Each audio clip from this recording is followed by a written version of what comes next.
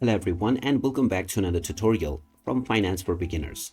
In this video, I'm going to show you how you can log into your existing account on the Aqua Wallet app. So let's get started right away. First of all, open up the Aqua Wallet application on your device. And once it is opened up, make sure to agree the terms and conditions and tap on Restore Wallet to log into your existing account. Now tap on the Start button and you will be asked to enter the 12-word secret recovery phrase. This is given to you while you create your account in the first place, and you are told to save it in a safe space so that you can use it later in order to access your account once again. So refer to this note that you have made and enter the 12-word secret recovery phrase. After typing in all of the phrases, tap on the Restore button, and now your wallet has successfully been restored within your account.